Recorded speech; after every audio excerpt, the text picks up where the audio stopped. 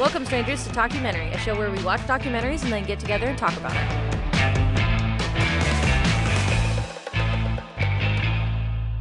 My boss won't look at me. Is she mad at me? That light on my Is that car what's is happening? back on. She walked by and Really she can't wouldn't Was I afford being to fix it annoying? again. Did I say I too just much? took it Is she in. upset? Did I not say can't enough? get my house Am I that being clean. annoying? It just feels like I Did have she too say many something? things Did going I blow on. that? I don't know. How am I supposed Did to do I- this was I without supposed to anybody? say? Hello, listeners.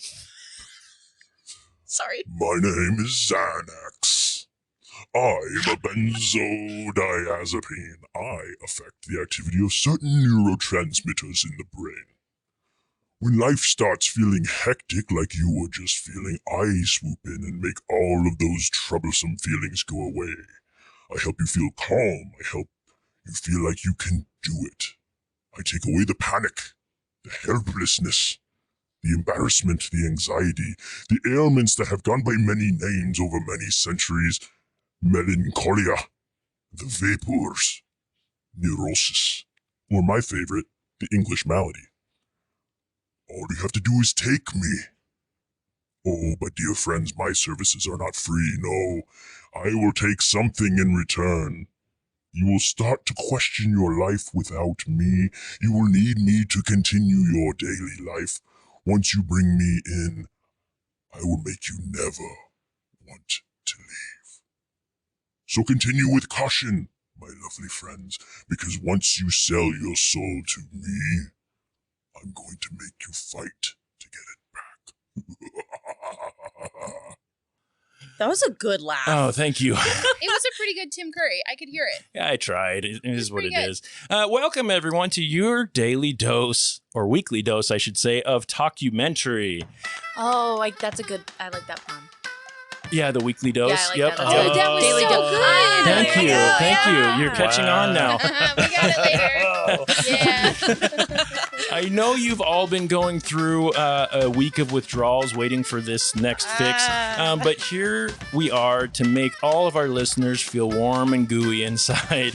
I am joined by a couple easy pills to swallow. The return of none other than Katy VP. Hello, my friend. Hello, love. What's going on? Good golly, Miss Molly. Hey-oh. Hey-oh. And Bryce. All right. Yo, what We have felt the stresses of the world this week. We went to see an assembly line doctor and got prescribed a big fat dose of a 2022 documentary called Take Your Pills, Xanax. This documentary is a compelling 80 minutes of testimony and history by experts and patients alike about the development, marketing, and widespread prescribing of the drug called Xanax, and the benefits, but also problematic side effects and dependencies that come along with it. Raising the question, is the immediate relief of making a deal with the devil really worth it? This was directed by Blair Foster, written by Claire Gordon, produced by Blair Foster and Claire Gordon, Allison Clayman, Christina Schwarzenegger. I have no idea if that's a relation to Ani. His daughter. Is it? For real? For Yep. real? Nice. And Maria Shriver. Maria Shriver is his mom. She married him.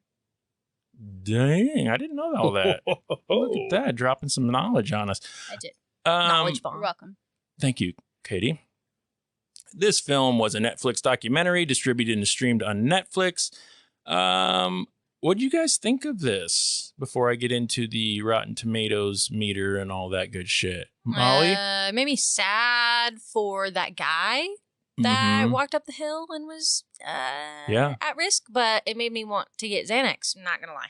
Okay, It fair was enough. a partial advertisement, partial horror story, but like not enough that I was like, Yeah. I have the mentality of where I'm like, I wouldn't get addicted, which Uh-huh. is really bad. Which is probably what most of these people thought Which is too. probably Yeah. the first step to it. Yeah. Katie, Bryce, guys, thoughts on this one? Yeah, it was a good one. It really made me want to get some pharmaceuticals going, and then it made me really not want to at the same time. Mhm. Mm-hmm. If the piece they talk about is real, that 3 minutes and your whole body just feels normal and comfortable again, if that's real, I'm not gonna lie. Katie would get addicted. That sounds real good. That sounds real good. Yeah. But that's also what I associate with weed. Right. So True. Yeah, and It's a they comfortable touched on feeling that and- just a little bit in this too. right, and you partake, but you don't. Yeah, do all the time. weed seems like a safer alternative. Yeah, So I'll much just stick with safer. that For sure. for now. Than a For sure. prescription that was made in a lab. Yeah, right. Right. I'll take a half an hour for an edible over Yep. a Xanax, potentially destroying my life forever. Yeah. True. So Take Your Pills Xanax does not register on the Rotten Tomatoes meter, but it does have an audience score of 62%, which I thought was kind of low, but it is what it is. The last couple episodes, I've done I've read a couple reviews, and I think that's been kind of fun. So here's a 1-star review from Nikki P, whoever that is. This documentary stigmatizes Xanax users. They are people who have mental illness that this drug works great for. If they wanted to make a doc about those who use it irresponsibly, then they should have. The doc maker made it appear as if it's an unnecessary drug, and that I take issue with. And then a 5-star review by Naomi V says, I like this documentary. I think it shines a light on the problem with the overprescribing very powerful drugs nowadays. I think it's time for people to start seeing that humans are actually very resilient and capable of coping with difficult situations. And I hope we will start seeing a shift towards people actually seeking help in the form of therapy first before taking the next step, which could be medication. I definitely see where both of those reviews have some, I see where truth to both it, of them yeah. come from. I think they made a really good statement saying that resilience training Yeah. Mhm. along with it is Yep. a good balance. Yeah, and I want to get into that a little Sure. bit because I think that's an important piece of this this whole you want to call it an epidemic or whatever the Health crisis. the mental health crisis that we have going on in the world for the last several years. It seems like it's been ramping up. But anyway, we're going to have a link with credits and things like that in the show notes. Let's get into it. If you haven't seen this and you want to see it, go watch it. Otherwise, you're going to get some things ruined. But here we go. Let's talk about why we chose to watch Take Your Pills Xanax this week. Molly, you were our dealer. I Why? was. Why? I'm a very anxious person. I am on Zoloft, and I have wanted Xanax before in the past. I've never used it. Okay. Probably for the better, honestly, because it sounds like it would be something that I would like a little bit too much. Mhm. But I saw it on Netflix because I be browsing, and I was like, sounds right up my alley. I love Yeah. learning about medications, mental health, like that kind of stuff. So I was like, what better way to do that than anti-anxiety drugs, which I'm already intimately familiar with. Right. For Right. daily functioning. Amen, sister. Fair enough. Amen. So I just want to say real quick, this room is a safe place for anyone to talk about anything of their own experiences without fear of judgment. Whatever your stance in these types of medications or your experiences with them or your own decisions to take or not take things, you can say as much as or as little as you want. I will say that I have never experienced Xanax, but boy, have I experienced anxiety. Thankfully for me personally, SSRIs were the route that my doctor took me, and I've been on one of those for quite some time now. I've never gotten to the point where I experienced anything where I consider that to be like a panic attack. It's just been kind of a prolonged, slow burn anxiety for me. Things like lethargy, stomach problems, lack of interest in things that I was, Right. Very interested in. We've heard from you, Molly. You guys, any experience with the anxiety world? Is this something we struggle with? Is medication something you've turned to? Go ahead, Katy. You look rather anxious. You've been tipping your toes, so His palms are sweating. Yep. He's Okay. Knees weak, So, arms are heavy. That's right. I started my first anxiety medication in 2014 after I had a very traumatic teaching year. And I was just as low as you could possibly be. And my doctor put me on SSRIs. I started on escitalopram, which is Lexapro. Yep. Mhm. And then I did bupropion, which is Wellbutrin. I'm currently still taking those. And I now have, I'm not going to say a wealth, but I have a variety of other medications to help with depression, PTSD, things like that. Mhm. And to say that after I took them for a couple months and I realized that I didn't have to live like that anymore Yep. was such a change in my life. Yeah. And to also recognize that this is something that I've been dealing with since I was a kid. Mhm. But in the terms of the early 90s, it was you're a worrier. Yeah. Don't be such a worrier. It wasn't anxiety. It was Mhm. you're doing this to yourself. Stop doing that to yourself. Right. Mhm. And so to come out of college and start a job and finally recognize that part of myself, which felt humiliating to admit defeat, to say that I need to take medication because I can't stop myself from worrying. And the stigma around it in the first place. Yeah. It was extremely difficult, but I haven't looked back since. It's been such an incredible improvement in my life. Same. And I've had a lot of people make some opinions about what types of medication I take and how much I take. And, I think we need to reserve judgment on people because everyone has their own decision to make. And you don't know their life. You're not their doctor. You're not their psychiatrist. And as we found out, even if you are, you might not know them very well. And you might not have their best interest in mind if you are their doctor, even though you should. Anyway, sorry. Yep, that's me. Yeah. I will just chime in a little bit there because I had, a very similar kind of thing, not the same stuff, but like coming out of the Navy and coming back into the real world, it was a experience that I wasn't prepared for, and I didn't realize how anxious it made me to come back to the real world because I got out and I started experiencing stomach issues. Yeah. And I went through 2 years of stomach like tests, right? My doctor was putting me through the ringer because I was saying there's something going on here. I'm not feeling right. And we got through all these tests and he said, well, the only thing we haven't tried yet is mental. And I go, well, I'm not. You're like, I'm fine. My stomach hurts, not my head. He's like, well, the stomach is one of the first things that gets affected. And they showed us, which I really appreciated about the documentary, they did show us that when you're anxious, your blood goes away from your stomach, which is why your stomach hurts. Well, he starts me off on a real low dose of an SSRI. And it takes a few weeks for it to really get into your system. But I was like, oh, my gosh, this is what I'm supposed to feel like. I feel like Jeff again, right? And I've been on them ever since. So I've changed them. That my doses have changed. My medications have changed. Bodies do weird things with different medications, but I'm an advocate for medication when it's done right and it's done smartly. And but I also think that I wish that I had been given more tools to deal with my own mental health. I also didn't search them out because I didn't know that was a thing. Right. So anyway, Bryce, it wasn't openly discussed. Not as much. Not then. No. I don't really have much to say. I've not taken any medication or anything. Yeah. You haven't done it recreationally? No, not not yet. Well, not. Just kidding. Not like that. But I have had moments where it's just like, sort of panic attack, and then I'll just like completely shut down and just kind of, have a moment. Yeah. But it makes me wonder if I had, Xanax handy at those times, if you would utilize it, if I would be, a normal person at those times. At those times. Right. And I want to get into that a little bit too, because one of the things I enjoyed about this documentary is they didn't completely demonize it, even though they did talk about how it can be super addictive. Yeah.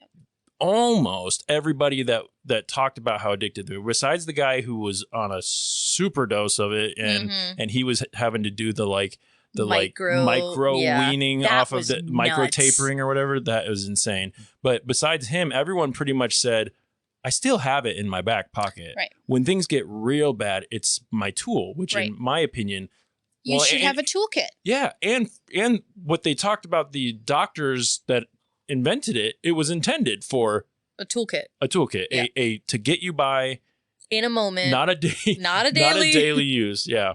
We'll get into the documentary a little bit now.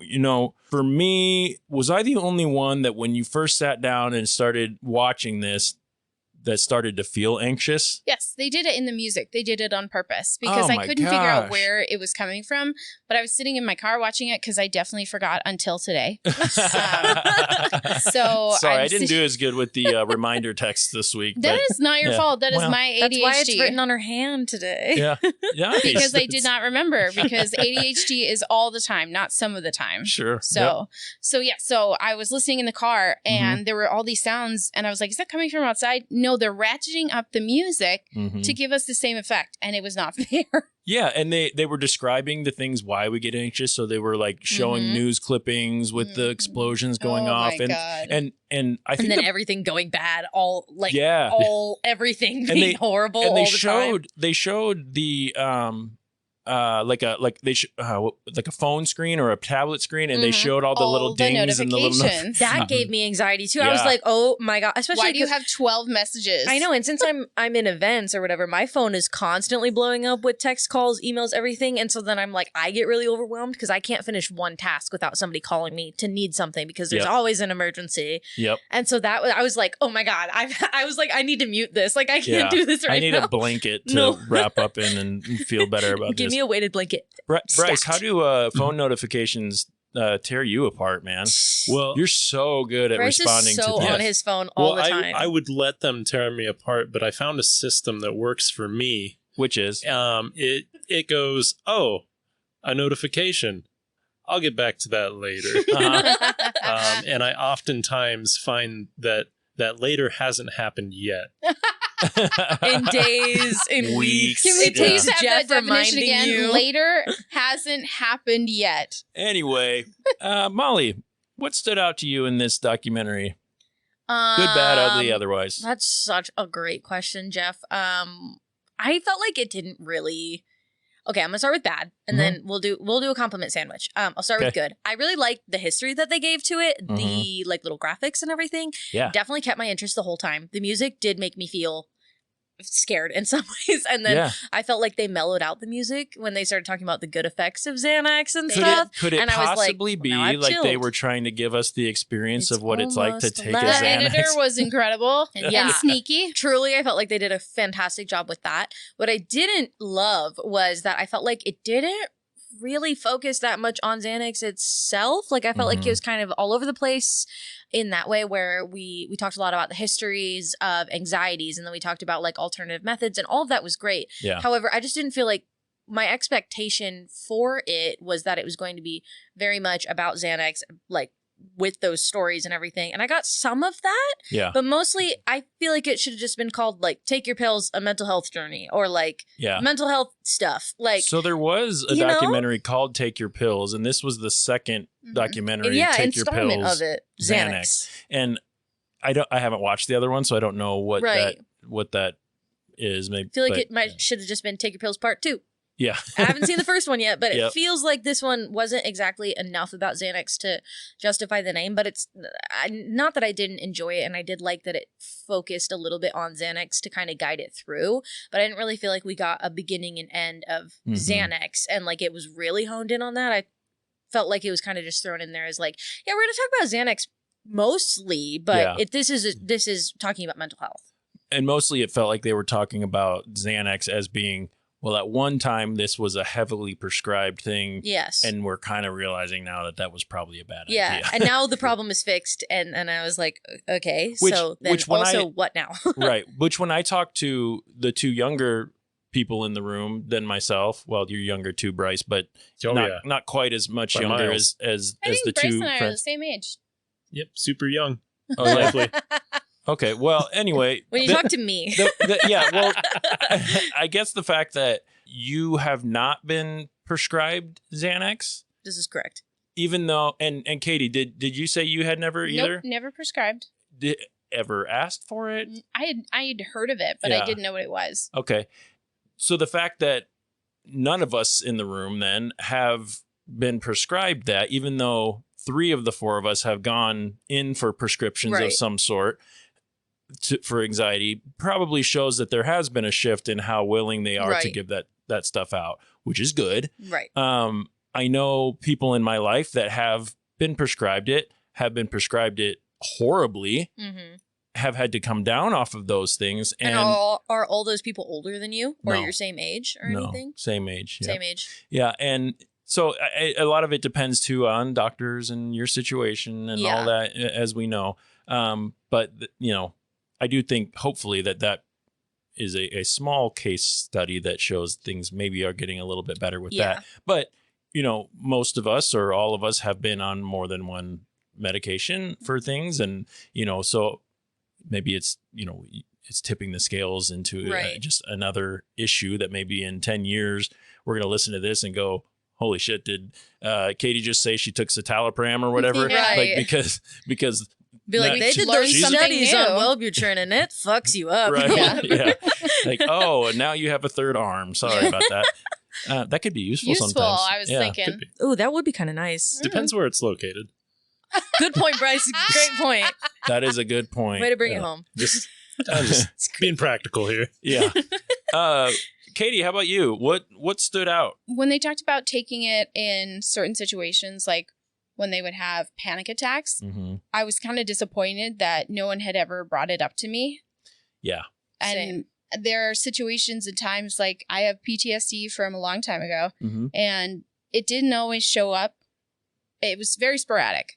And there were times when I was in crowds that I have a panic attack. I worked at Von Mar, and there were times when I would go in like a corner of a back room and just hold my legs and just try and breathe and make it through. And like the that would have worst been feeling. great because I'm not on the floor. My boss is upset, but I can't breathe and I can't stop crying. And it's just something happened. Somebody brushed up against me, and that's it. That's all there's it also takes. a feeling Right. of defeat too when you have a panic attack. Yes, you're 'Cause losing. You're losing. You can't control anything. Nope. I started having You panic lose attacks when I was control 12 of your years body. old, and I didn't even know what was going on with my body the way that it was supposed to be when I'm Mhm. 12, 13, Right. 14. And I got put on anti-anxiety medicine when I was 14 years old in 2014. So Xanax was not being used as frequently. No. Right.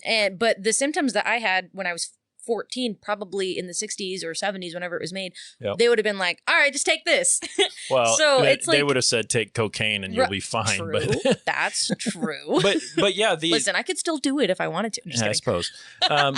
But like I said earlier, I've never experienced that panic attack that, but I've seen it.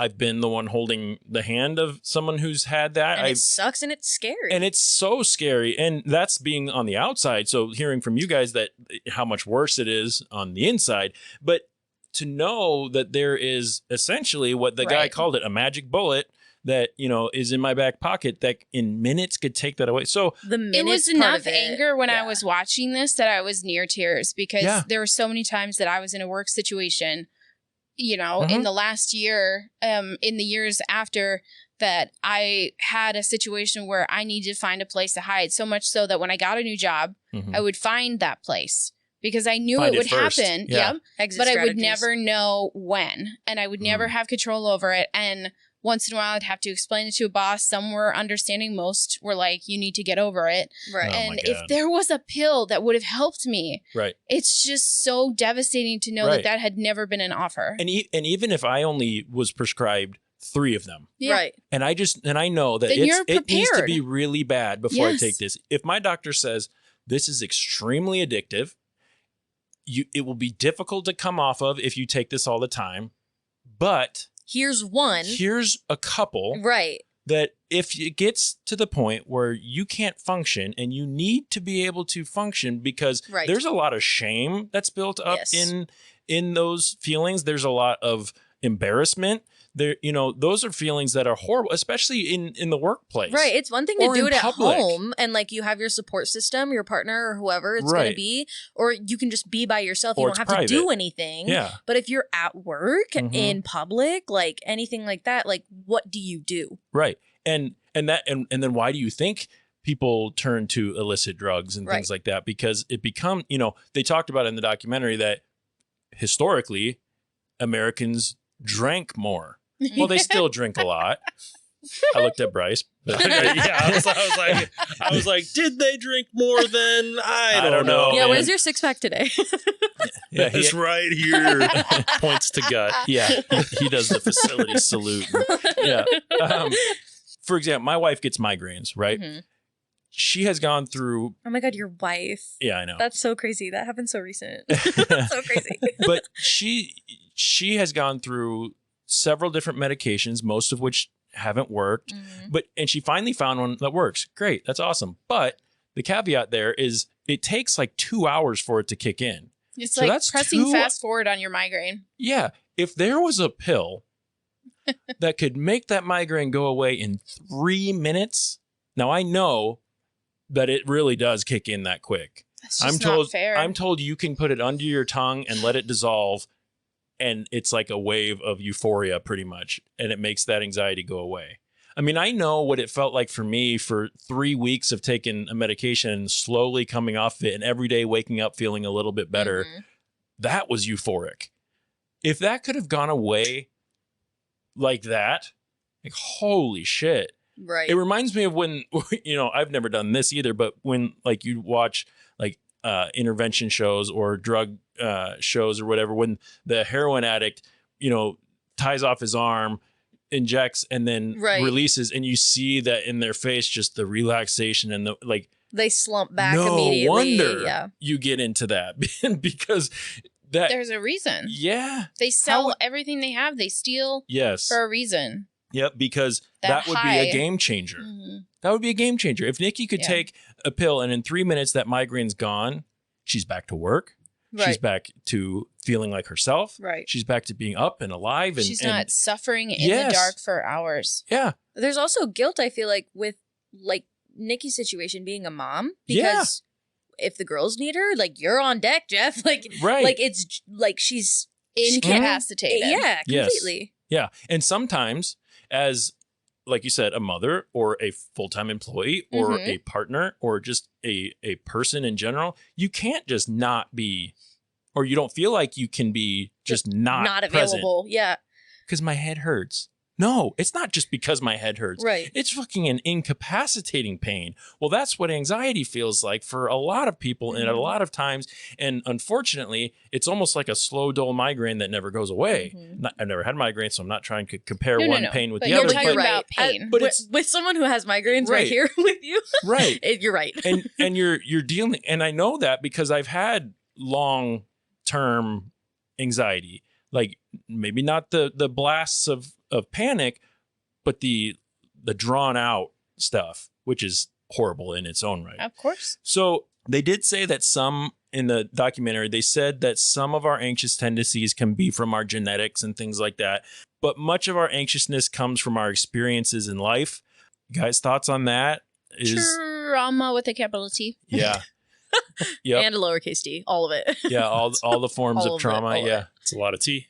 Yeah. And it sure is. Spill it, Bryce. Spill the tea. Spill the tea. Hey, that was good. How about they spoke on social medias? Do we think that are we in agreement that the rise of social media and the increase in news and all that? Oh yeah. Definitely. Why? So I recently took the opportunity to buy things at a huge discount on TikTok Shop. Mm-hmm. And the responsibility is that I have to do a video within 100 days to sell the jeans. And then people get a discount and I get money for it. Mm-hmm. But my crippling anxiety, I have not opened it. It's sitting there and there's a countdown on my calendar. Yeah. Because I have to make a video, which means I have to put makeup on. I have to do my hair. I have to look a certain way. And if I'm going to put jeans on, I have to show people my stomach. I have to show them what I look like. And I've never done that on TikTok before. It's always been like from the chest, like the shoulders up. Right. And so this is going to be a very revealing and uncomfortable video. And I want to make money on TikTok. So if I want to, I have to do it. Right. But the crippling anxiety has become just that. Yeah. Crippling. Yeah. Yep. Yeah. And I maybe don't struggle the same way as some others might with like the news coming in or the seeing other people's, glamorous lives. We see the airbrushed lives that people live and going, why don't I have that? It looks so great. People who have anxiety, even if it's not social media, tend to look at everyone else and go, how in the world are you not struggling the way that I'm struggling? Well, we don't know that they're not, first of all, especially social media. We're only seeing the highlight reel, right? But you're not. Why am I having to work so much harder to just function? To just function. Yeah. So now I don't have any room for pleasures, for passions, for hobbies, because there isn't room with all the real life stuff going on. I have to work so hard and put so much energy into regulating myself, right, that I can't do that. So no fucking wonder why when somebody says, here's the magic pill, Xanax, would I not want to take that? The problem comes when that becomes the normal for you. It sounds a lot like the opioid crisis. It's And just they even becoming, mentioned that. Yes. yeah, overprescribed, Yeah. becoming addicted. And what is what's the right way to utilize a drug like this? How is a doctor held responsible for it? Because what I didn't, and let me find it in my notes, but the doctors becoming sort of an assembly line who end up having to kind of do what their patients are asking them for, that's a problem in and of itself. To me, that's one of the scarier parts of this documentary, because The reviews part for doctors. if I don't do what my patients are asking me to do, which essentially is skip to the end and give me the prescription, then I'm going to get poor reviews potentially. I'm going to not have as many, and doctors actually need that to continue their practice and to have those things, which to me is fucking horrible. Yeah. Well, also people self-diagnose all the time now that we have full access to the internet, so they can walk in and be like, like when they touched on the documentary, they're like, well, do I need this one or this one? Because my friend's on this one, but I saw this one on TikTok, so I think this one will fit me better because I have all the symptoms or whatever. Yep. And if this doctor doesn't give me that, I'll just go to a different one. I'll go to a different one and probably tell everyone that this doctor's a quack or doesn't know what he's talking about. This doctor, he wouldn't give me whatever. He wanted to do tests and give me therapy. He wanted me to go to talk therapy instead of just giving me Zoloft. Right. They mentioned that in the documentary when pharmaceutical companies could advertise directly to people, and then you're just going to your doctor like, hey, Cymbalta has it your way. and is haloperidol right for me? but all Ask of the your doctor. all of the people that are seeing, or all the people that are making those, are marketing geniuses, so they know, okay, if this person's feeling anxiety, we're going to tell them life isn't always going to be so bad. Talk to your doctor about Zoloft or whatever it may be. They show people running through a field with sunshine on their face and they look so happy and carefree. I hate those people so much. And I'm sitting in my dungeon of an apartment. Literally. I don't want to be in a field. I want to be running through a flower field with sunshine. I want a golden retriever running beside me. Where do I get that? Look at their white picket Skippy, fence. come here. They're playing fetch at the beach now. These people have a lot of free time. They get to run around in fields and Now beaches. that they're happy, I guess. Yeah. So to kind of change it, or to redirect it a little bit, as far as the documentary goes, I feel like they did a pretty good job talking to a lot of different people with a fairly diverse background. I appreciated that they touched on how, for example, admitting to vulnerability and weakness of the mind of a person of color, specifically a man of color who maybe grew up in a more difficult place, would be much different than someone who didn't. They talked about, for example, the black man who says that he never experienced trauma on his sheet, and then he got shot. he nonchalantly is like, well, that was after I got shot, and she's like, hold up, Pause. you said you didn't have it. He's like, well, everyone goes through that. Like, He's like, I know lots of people who got shot. it's not that uncommon.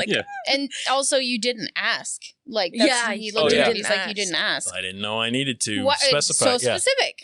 But that helped them, the doctors, realize, depending on who we're talking to, we need to adjust our questioning, our line of questioning. We have go figure, you have to use some emotional intelligence and to adapt to who you're talking to, which is something that we as humans who are trying to be, understanding of everyone's situation, Emotionally supportive. Yeah, and have some emotional intelligence when you're talking to people, because you might not talk to everyone the same way. Right. Because everyone's not the same.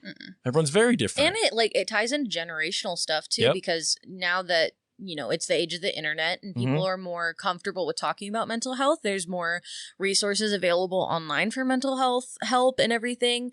I definitely know that the younger generations are more okay with being diagnosed, being on medication, asking for help and asking for therapy. Whereas someone who is older, or the guy who said that he got shot, I can imagine he probably wasn't 19. He was probably an adult man who was well, I know lots of people like that. He's probably been through a lot of shit in his life. And so that's a numbness that you reach eventually. And then you just know that that's not something that you need to talk about. And probably the only reason that he even went to therapy was because they were doing the free therapy things and offering it and targeting their audience correctly. Yeah, absolutely. And which was awesome. It also, was. that free therapy that whole thing was Well, it's insane. It's like giving somebody your first doses of Xanax for free, Right. and going, "This is what it can do for you." Yeah. We can Now give you you gotta- extraordinary help Right. Yeah. once. Yeah. And then, you're willing to pay for it after And that. 75% retaining therapy after the That's pretty first good. free is phenomenal. Like, Yep. I should have been on medication since I was like 14, have been to multiple different therapists, and still fucking hate therapy. So Yeah. I still don't do it. Yeah, it Like, that's sucks. fucking, It's 75 hard. is great. Mm-hmm. Yeah, I just want to be medicated and not talk about it. Okay, Molly, let's unpack that. No, we don't have to. Just give me some Xanax, Jeff. All right. I don't have any, but just to kind of wrap up the diversity part, I liked the guy Matt a lot. He was the ice skater, the gay man who He was great. Yeah. He made a comment about when he was younger, they would try to pray away his anxiety. Yeah. And then he said, he kind of laughed at the camera and said, "You can't pray away everything as evidenced by much," which check out our episode on the documentary Pray Away. Find it where you listen to podcasts. Good So tie-in. Yeah. Thank you very much. So good. Shameless plug there. But yeah, I thought that was pretty funny. Anyway, let's talk a little bit about mental calluses and the idea that we could be relying too heavily on substances as a cure, not just a tool. We sort of got into that just a little bit. Have you noticed in you all's lives that this is truth? Clearly, we know that there's a physical toll that can happen because of mental stress, mental anxieties, things like that. They talked about John in the film. He was on 3 milligrams of Xanax a day for 15 years, which 3 milligrams of a medication doesn't seem like much, but for something like Xanax, it very much is. For 15 years, and then they dropped him down to 2.5 milligrams. It's only half a milligram less, and he started having all these different I things. felt so bad for him. This was the guy that woke up to the ear-piercing sounds of his children and then went and considered, Unaliving. there you go. That's a huge hold. I mean, you can't deny that is a huge hold. So he's now having to do chemistry in his bathroom, he is doing chemistry work to taper off of these by micro. He said, "Good thing I took fractions." chemistry in college," and I was like, "What?" Right. He's sitting there with, beakers and He said it's going to take years for him to come off of it safely. right. Like- That's insanity. That's a crazy hold that He was this drug has. prescribed by a doctor to Right. take that much a day. Yep. That's nuts. Yeah. So I guess my question is, do we think that, and maybe there's science behind this, but do you guys think that the mental callus is a thing? Can you start to rely too heavily on these things to where you can't function without? And I think we kind of know the answer to that. Bryce, you said that you've never been on these medications. Do you feel like, is that something that's appealing to you? Or do you like the thought of, I can get through this myself? And do you feel like you're mentally, quote unquote, tougher because of that? I mean, just opinions here, obviously. Yeah. It's something I've gone back and forth on, just thinking about.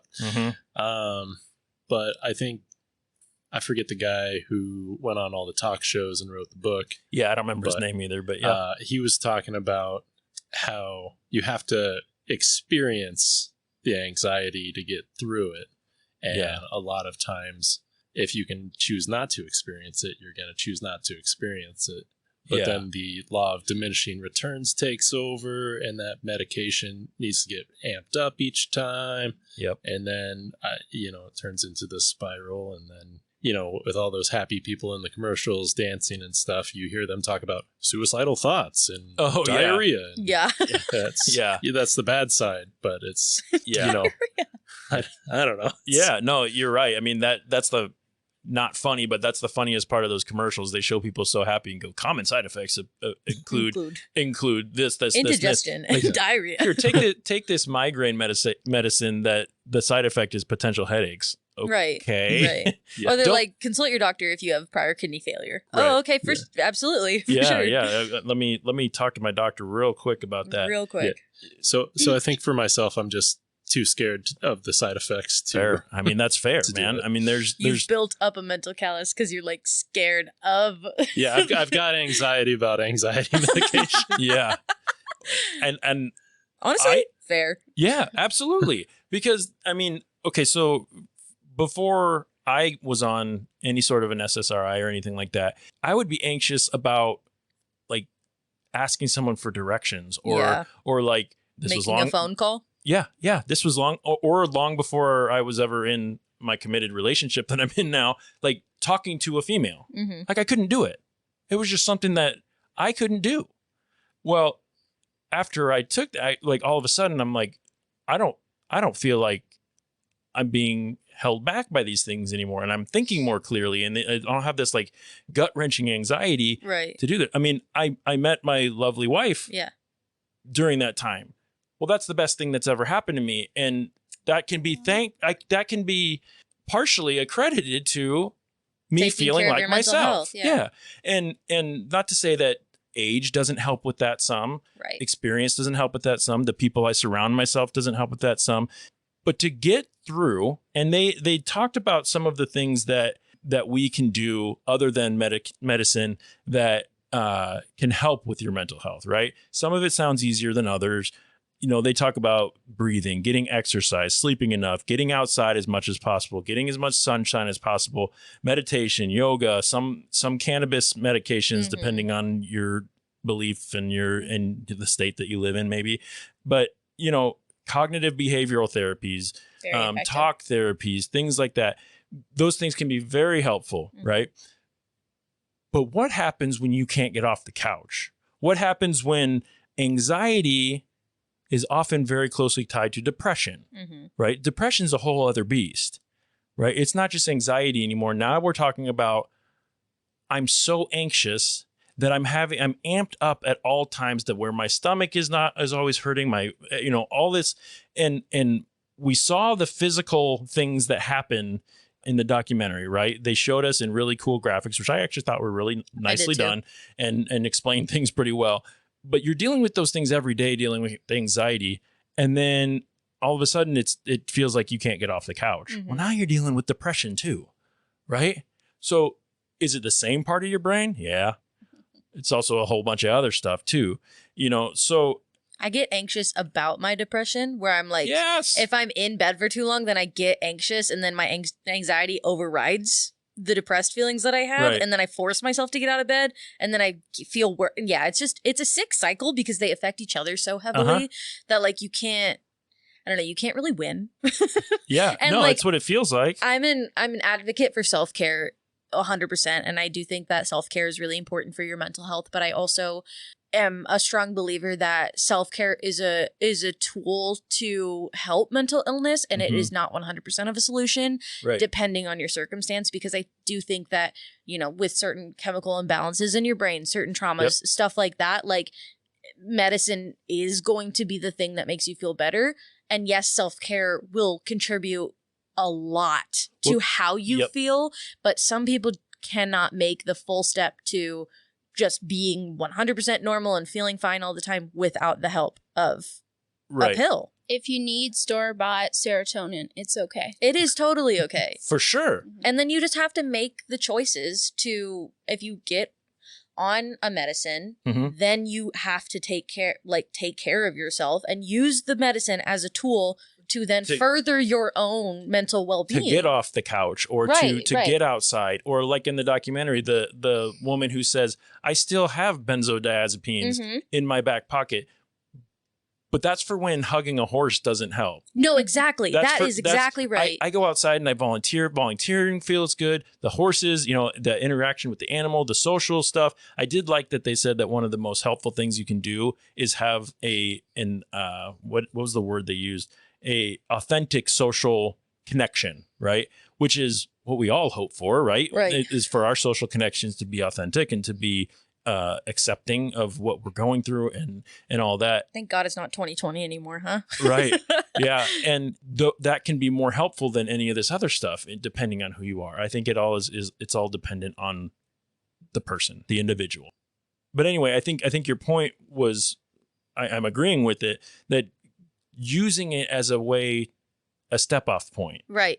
If I'm having trouble getting myself there. Yeah. And you have to be able and willing and have the ability to put forth the effort to take care of yourself, and then let the pill do its job to motivate you to function. You can get off the couch, but then Yep. you need to step outside and be in the sun. Like you have to eat, you have to drink water. Like you just have to make those steps. And if taking a pill is going to let you drink a glass of water or make sure that you get a meal during the day, absolutely, that is a tool that you need then. You can't do all of the job with just a hammer. You need the whole toolbox. Absolutely. But sometimes you need a fucking hammer to break the wall down before you start before you start working. So use the hammer, but then get to work with your other tools, you know? And then I liked the social part because I consider myself an introvert, but I know the importance of social interaction. I know that sometimes when I'm feeling depressed, my medication is not just for anxiety, it's also for depression. Now, I don't have like clinical to where I've been, you know, in a bad shape, but it's part of the journey, right? So when I feel like that, I know that if I make myself spend time with someone or go to someone's house or get out and do something, that it will feel good. Yeah. It might not fix everything. It never, you know, there's no one fix besides Xanax, I guess, but but it really does help. And having those tools to work together, which I think is the important part, you combine those things. You don't rely on just one piece of that. And a lot of times without something chemical, those things that you're doing to work on yourself end up feeling like just a lot of work with not a lot of return. Right. Because I think that's the part that sticks with me the most. When I was trying to feel better, it feels like a lot of trying without a lot of success. Yeah. So until you get on that SSRI or that benzodiazepine or whatever it is that you're doing, or the cannabis or whatever it might be that you're partaking in, it just feels like you can't get ahead. And every time you get ahead, all it takes is one instance to once again feel like you're right back at the bottom level. And why did I try so hard to get to that level if I was just going to get knocked down again? Well, that's where medicine is a very good thing. And I'm an advocate for that smartly. Okay, I'm not a medical professional, so I don't know. There's like forums and things and like symposiums or something where doctors can share this knowledge with each other. The research they do. Yeah, like peer reviewed research and things like that, where, you know, if you're a doctor and you're or a psychiatrist or, you know, whatever it may be, and you're starting to see trends like this, is it not your responsibility to follow those trends and give some, you know, insight to it? Yeah, and some fellow professionals. And some credence to a person's complaint or concern. Like, there's nothing that bothers me more than a doctor writing off somebody's concern as just being paranoid, and it's definitely not the medicine. It's definitely, you know, whatever. Like, that to me is that, well, that's not your job. I mean, yes, to an extent, I do want my doctor to disagree with me if I'm on the wrong track, because he or she went through the medical school and has the experience and the training and all of that. But when you find out that a lot of what they're doing is being underwritten, if they just get through if they just give a medication, if I prescribe this much of this medication, then I get that money back. And to know that something like that even exists is bullshit. Yeah. And to know that I have to question, like, if I go to my doctor and say, I'm not acting right, and they're just going to keep throwing, you know, Motrin at me or whatever, and then come to find out I essentially force somebody to give me an x-ray and I have a tumor in my head that's making me act funny, that's a problem. Yeah. You know, and I speak out of both sides of my mouth, because on the other hand, I also go, as a doctor, you're not going to necessarily jump to every paranoid patient that thinks that they have every ailment under the sun. Right. I get that. And also knowing that if Bryce, you're my patient, sorry for you, but, and you're coming to me every week saying something else is wrong. And I'm going, I know that your insurance isn't going to, you're burying yourself coming to me every week and doing that.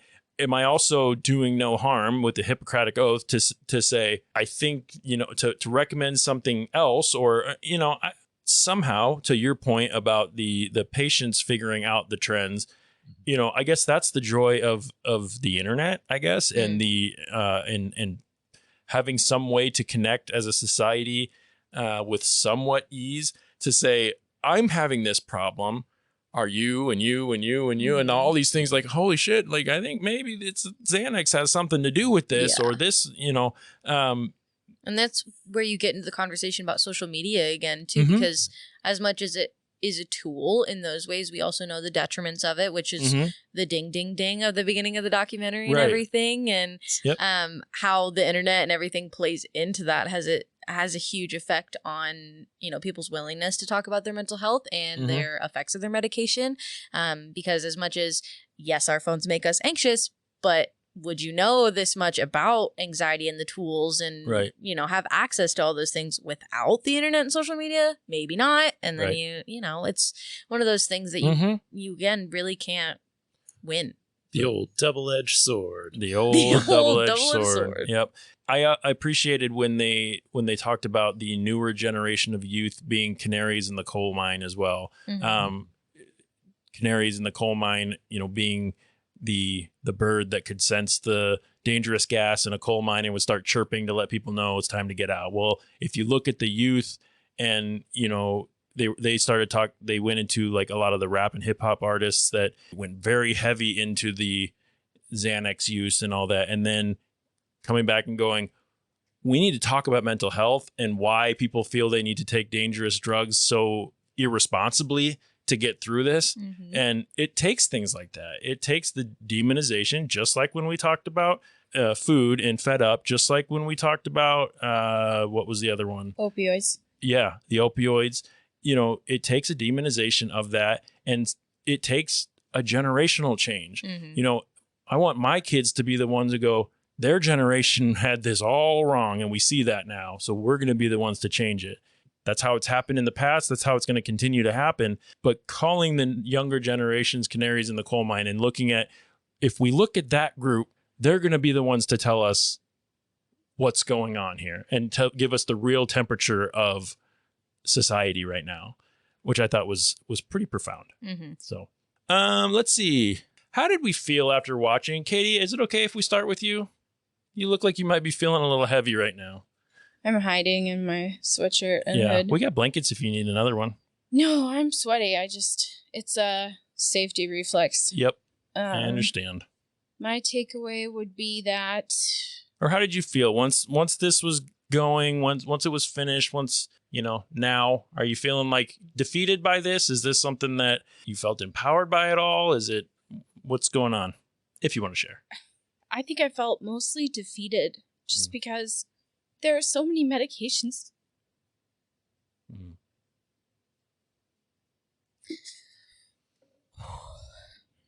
The doctor is in control of all of the medications and how they can affect you. They're supposed to be aware of all of these options that are there for you.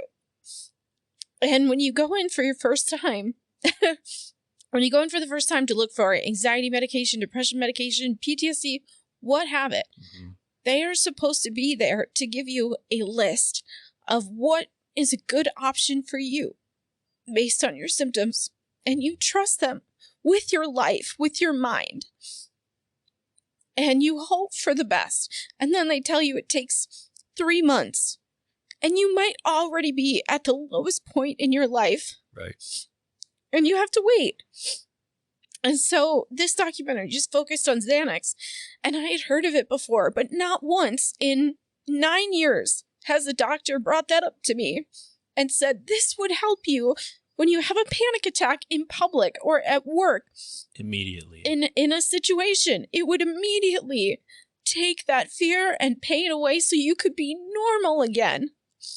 And I just feel betrayed by the medical community. I can definitely see why that would be the feeling coming out of this. And truthfully, that is something that I, not as on a personal level, but felt watching this as well. It was my God, if this really is this magic pill, how are we not doing better at making sure that this is in the hands of the right people Prescribing it responsibly. in the right way? Yeah. Yes, prescribing it responsibly, because if the overprescription is a problem and Whose has fault is been a that? problem, then do it in a way that's safe. Yeah. And that is giving it to people who need it and are going to be responsible with it.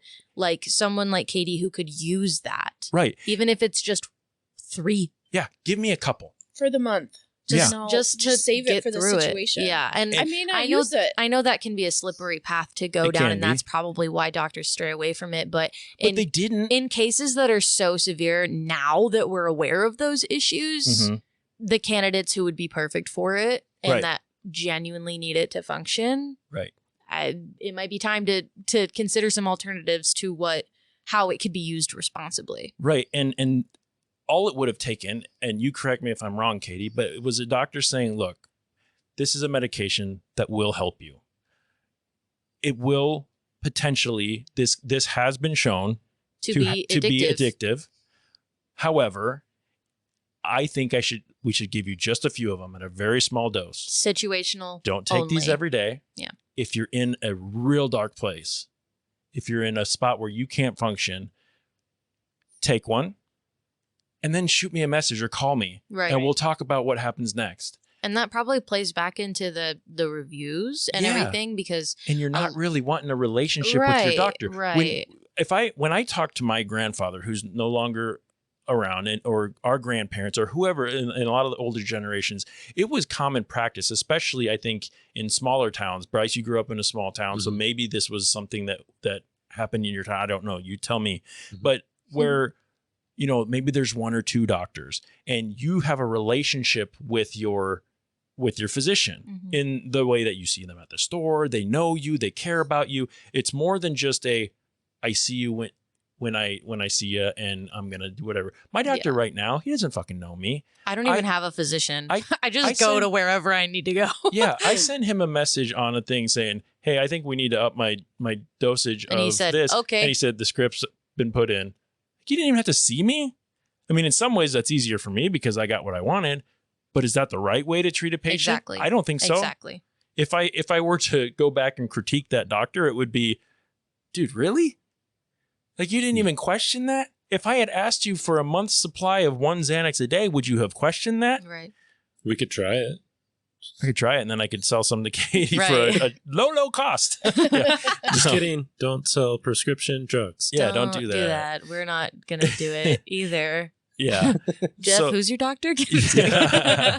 So, Katy, thank you for sharing. I'm sorry this one's hitting you like that. Maybe it's time to find a doctor that you can talk to about that sort of thing. So I hope that goes okay. Yeah. How about you guys? Molly, how did you feel? Credits roll. I liked it. I chose it. I liked it. It was Yeah. fine. It was good. It was informational. Yep. I didn't get really what I wanted out of it. Which was, I don't know, more information about Xanax, honestly. Okay. It gave me, stuff. Yeah. I don't know. I just felt like I was learning a lot and of the same information that I already knew. Sure. And I felt like someone who's going to watch a documentary about Xanax and pills and mental health and stuff is already probably decently well versed and they have an interest in it. And so it felt like a lot of the people on there were kind of saying a lot of the same things over and over, where it was like anxiety is bad and self-care and like which it was a good documentary for someone who maybe came into it not knowing anything about it, but I didn't feel like someone who has an interest and has done research about mental health and has done some mental health work, and done some self-care and done some, self-reflection, that kind of stuff, who was well-versed with it. Like, I didn't really feel like it gave me anything new to reflect on personally. It didn't send me home with bad feelings. I've been fortunate enough that my prescriptions right now are letting me function and putting me in a good stage of life right now. And I've been going through a lot of shit, Yeah, as we you have. heard earlier. Yeah. Yeah. So I've been fortunate enough that I'm comfortable right now with where I'm at, that it didn't hit me too hard, but I also didn't really feel like it gave me any insight to anything new. Yeah, honestly. I would agree. I think It was good. It was fine. I think it was informative, but it only scratched the surface, I think. Me too, yeah. And it didn't really get into, I didn't feel it was super biased. They had kind of both sides of everything. Yeah, no, I felt like it was well done. It just was surface level, which is fine. It felt like something you might watch in high school or something. It was just like, in the health class. some overarching information, the dangers, the good things, which ultimately I guess that's okay. It just, it is what it is, I suppose. The thing that I took away from this was it works. Yeah, facts. It's dangerous, but it works. And, that to me, if they let's find a way to do it better. Yes, that's the part, my whole thing, because if we can just sprinkle some on Katy and Bryce for their situational panic attacks, like that'd be cool. That'd be chill with me. If they were, if at the end of this, if this was I'll get to you. Don't worry, man. I hear you just got an idea. Yeah. If they were like trademark it. If at the end of this, and I was waiting for this actually, at the end of this, they're showing people who have been on Xanax too long and they're emaciated and they're dying and their livers are shriveling up and they're not whatever. Like, really, and I'm sorry for anyone who's suffered from the withdrawals of going through that, but really, they didn't show a whole lot about, maybe I'm forgetting something, but about it being like an awful, awful drug. They really didn't. Right. If you're wanting to get off that drug, then yes, that's hard. I'm on duloxetine right now. I tried to back off my dose of duloxetine and I felt like absolute fucking shit. That was my SNRI that I'm on. I decided to not come off of it because at that time in my life, I was about to get married and I didn't want to be in a downward spiral at that point. So I get it. A withdrawal is fucking hard. You can go up and ask Nikki. I was weird for a couple fucking weeks because I just didn't feel good. Okay, it's not funny, but like, fuck you. Not funny, haha, just like, No, yeah. And, but that was when I texted my doctor and said, I think I need to go back up. So maybe it wasn't as irresponsible on his part as I made it sound. So coming off of that being a worse withdrawal, I get that. That's awful. There wasn't anybody who had been on it that they showed for a long, long time that was just a fucking mess. Like if you go, take heroin or something and you find the people that it affects who have been on it for a long time. Right. Yeah, that's pretty fucking awful. Right. That takes your life away. Right. And especially with Xanax, like we know not to take it every day. So is there a withdrawal if you take it twice a month? Right. Like once a month? 3 times a month, every once in a while, and then twice a month. Like, right, I don't know. Is there, like, we didn't really talk about if we do use it responsibly, then what are the downsides? Right. If we do prescribe it responsibly, then are we withdrawing? Is there still a worry? Or is it just, hey, we overprescribed it, people are taking it every day, and that is terrible and it can fuck you up long term? Okay, but what if we do it responsibly, situationally, then does it fuck you up? Yeah, does it hurt your brain? Does you do withdrawal? Maybe we should have brought someone on that had been prescribed Xanax and see how they're doing. I don't know. Because like the lady with the horses like takes it every once in a while and like, she seemed great. She seemed like she was chilling. She was fucking around with horses, having a great time. Yep. What's your idea, Bryce? Okay, so here's my idea. Oh my God. I'm so ready. Oh God. I'm scared. And I've thought this through for the last, minute. Right.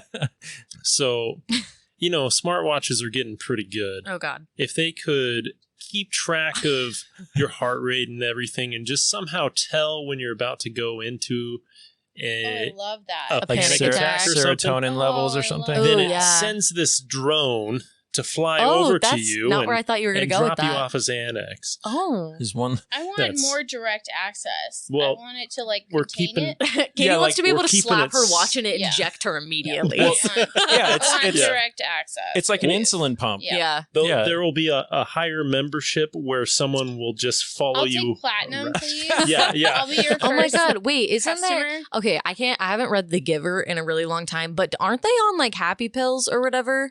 And it's like a whole no. I don't know what you're talking about. The Giver, the book, the story. Did you not have to? It was not on my required reading list. Oh, Anyway, Generational gap. if anyone Shows listening knows what I'm talking about, does the giver have like happy pills and then that's why everything goes bad is because the one kid like isn't on them anymore and then he's like, oh my god, this dystopian thing is all fake and like whatever. That's what it's reminding me of. info.talkumentary@gmail.com. Even though nobody here knows what I'm talking about, someone will know. I've got some reading to do. No, I've got a friend. I've got friends to text to be like, am I going crazy? Is this correct? If we start talking about what our required reading was in high school, you wouldn't know what any of that was either. God, So, that'd be a fun trip. yeah, it would. Yeah. Mhm.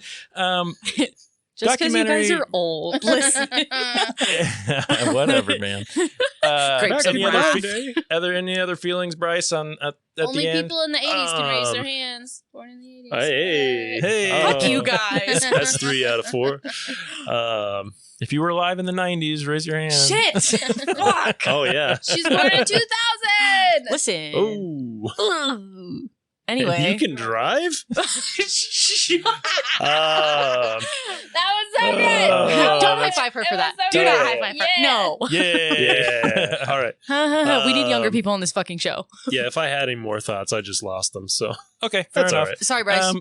What's your takeaway? That's what we were talking about. What's your Oh, takeaway? Do you yeah. feel worse or better? My takeaway was that there are medications out there that are really helpful, but I'm too scared to do them. Yeah. Because what It's happened to understandable. John and his Valium. Poor John. Yeah. And it comes down to me thinking, like, can I handle this anxiety at the exchange of suicidal, Effects. effects? Yeah. The side effect of thoughts. And it's like, I guess, like, I kind of look at it as like an endurance athlete, like, oh, I can get through this anxiety. That's the mental calluses I was talking more. about. I can just keep going. Well, do you ever And- feel like, for someone who's not on like anxiety meds and doesn't like say that they have like a consistent dread of life, Oh, it's there. I anxiety. just don't bring it out. I don't say well, it. do you ever feel like there's like a comparison for yourself where you're like, well, my anxiety's not that bad. Like, I don't need to be on it because like I'm fine most of the time. And so you feel like you're not worth getting on to anxiety meds because it's not bad enough for you? Yeah. Yeah. Yeah. I think so. Just hearing other people's testimonies. Yeah. and Well, also, that- you're a self-proclaimed very chill person, like very laid-back guy. Like, you're a yes man. So I can see why that would Yes, be I kind am. of... I can see why that'd be kind of hard for you to say yes to help and like being like, no, I'm not okay. Because that's no longer chill, laid-back golden retriever energy that you give off. I don't like to cause a scene. Yeah, see, that's about accurate for what I was My expecting you to gosh. say. Yeah. But You're I like, say, I don't want to be too much trouble. I don't need to see a doctor. There's people who need Yeah. doctors more than Doctors me. are expensive. Yeah, I you're like, would somebody's probably dying worse than me. I would encourage you though, Bryce, just from one friend to another. Mhm. Before I got on, if it had not been for the physical pain in my stomach, I would have never searched out that. So it affects everybody differently. But the things that I realized after I got onto some chemical help Yeah. that I was missing out on Yeah. in life, the joy and the freedom and Yeah. the peace that I You get felt. clarity. It's like, The I clarity. can see clear. Yeah. now. And so not to say that everyone should be on it. If you're doing okay without it and you feel happy and you feel Right. content, then absolutely that should be you should Yeah. keep it that way. The more natural, the The better. better, yeah. But Yeah. if you are feeling those things, Explore it for sure. I don't think you should be afraid of that. Yeah. So Yeah, let us know. Hearing, We'll give you Jeff's doctor's phone number. no, Katie, what's up?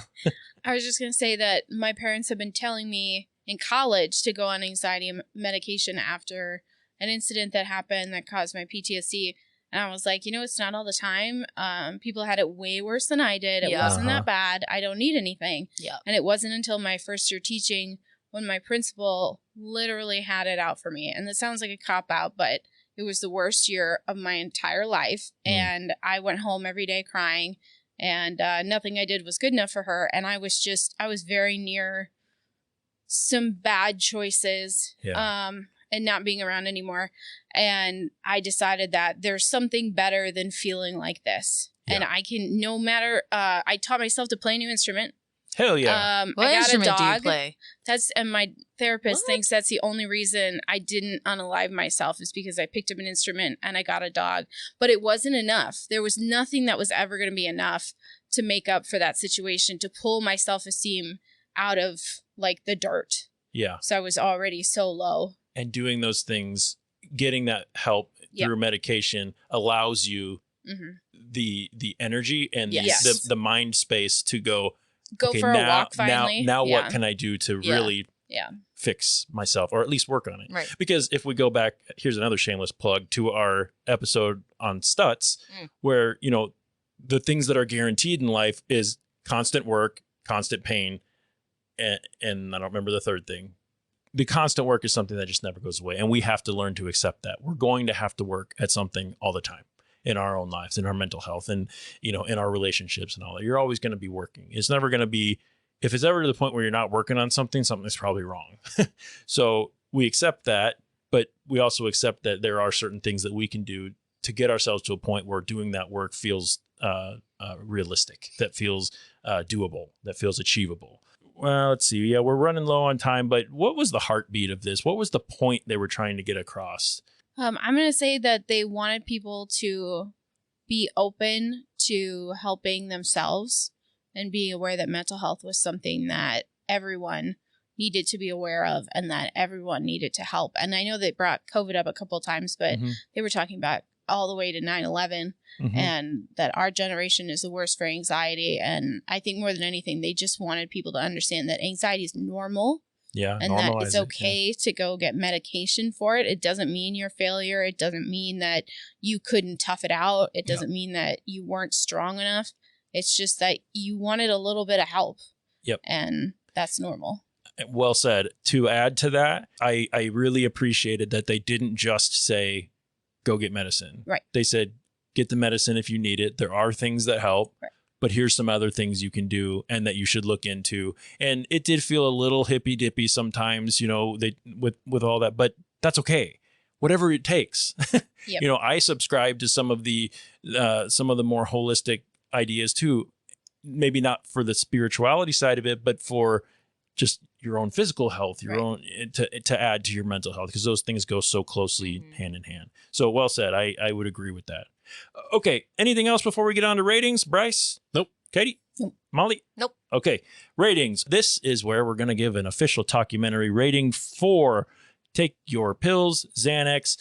Each crew member scores the documentary on a scale of 1 to 10 items, with 1 being as bad as Xanax withdrawals and 10 being as great as the first hit of benzodiazepine-induced euphoria. The item that is used each week changes depending on the content of the documentary we watch. And this week, Molly, what did we choose this week for our rating item? Little happy pills. Little happy pills. So let's start with you, Molly. How many little happy pills do you give Take Your Pills, Xanax? 5.5. 5.5. So you took 5 whole pills, cut the third one, or the sixth one in half. Third one, what the fuck? I can count. You could have cut the third one and, you know, Yeah, added and others. then It's- added a that's couple true. more on Yeah. there. Yeah. It doesn't matter which one you cut No, in half. I have a pill Fractions. cutter at my house. They're very convenient. Can't you just like, When Yeah. you use a knife, it doesn't work. They get Crush? fly they get everywhere. crummies everywhere. And my Yeah. cats take crummies? pills sometimes, and so I have to cut them cleanly or they won't eat them. Can you bougie cat? Okay, so 5.5 little happy pills. Molly already did. Katie, 6. 6 little happy pills. With no crummies. Bruce, Yep. 6 little happy pills. okay. You all are feeling like this is right about halfway between the worst thing and the best thing you've ever seen. In true Jeff fashion, I also gave it the lowest of all, which is 5. Classic 5 Jeff. little happy Classic pills. Jeff. Classic. Jeff's a hater. No, So after after averaging everyone's scores, the official documentary rating for Take Your Pills, Xanax, is 5.625. That can't be lower than Grey Gardens. No, it's not. no, Yeah. I don't think That's Grey what I Garden. No, what's the lowest? The Sleepless Unrest. I knew it. Yeah. Knew it. That was not. Mhm. Yeah. That one was fucking horrible. Will you do the outro in your Xanax voice? Oh God, I don't even remember how I did it. Tim Curry, I thought. Sounded like a great If impression of Jeff Tim was Tim Curry, Curry, to me yeah. because Yeah. I don't know. You don't know who Tim Stop Curry admitting is. that on the radio. The radio It was either- dated you. It was Yeah. either Tim The Curry radio. or Jim Carrey. It was I know a Jim mix of the Carrey. two, That is maybe. the one I do know and like. So, Katie's Thank like you, on everyone. the cassette My tape. head hurts. My heart hurts. thank you, everybody, for listening to our show this week. As always, thank you, Molly, Katie, and Bryce, for your friendship, for your conversation, for your openness. I want you all to know that your feelings are welcome in this house. You need to feel no shame for any of those feelings. Now let's talk about next week's episode. For next week, we will be acknowledging the start of Hispanic Heritage Month with a beautiful documentary by Ileana Sosa called What We Leave Behind. It is about a man named Julian who, after a lifetime of taking bus rides all the way to the United States, finally starts to quietly build a house in rural Mexico. This documentary crafts a personal and poetic love letter from Julian's granddaughter, who is also the filmmaker, to him and his homeland in Mexico. Has anyone heard of this or seen it? It's a pretty new one on Netflix. I thought it looked Sounds really great, cool. Yeah. So we'll be watching that for next week. Go out and check it out. It's on Netflix, as I said. It is called What We Leave Behind. Join us as we ride on the bus to the United States with a charming old man to celebrate Hispanic Heritage Month, one documentary at a time. Please go out and rate and review our podcast on your favorite podcast streaming services. Let us know what you think of our show. If you're the douchebag from YouTube that thinks all we do is cackle, then you need to listen to more of our show. If you want to connect with our crew, look for @Talkumentary Podcast on Instagram, Facebook, and YouTube, or shoot us an email, info.talkumentary@gmail.com. On behalf of Molly, Katie, I got Bryce. and Bryce, Watch documentaries and then get. and then get the DJ in the booth and the whole Talkumentary family. I am your host, Jeff Kolaski. I want to thank you all for listening. I hope you keep your minds open and be kind to each other. Goodbye. Everyone say your goodbyes. Bye. Bye. Go on, get. Later, player. Later, Go on, player. get. Ask your doctor if documentary is right for you. Oh, that's so good. That is so good. Side effects include diarrhea. Oh, God damn it, Bryce. Diarrhea That was and good. uncontrollable laughter.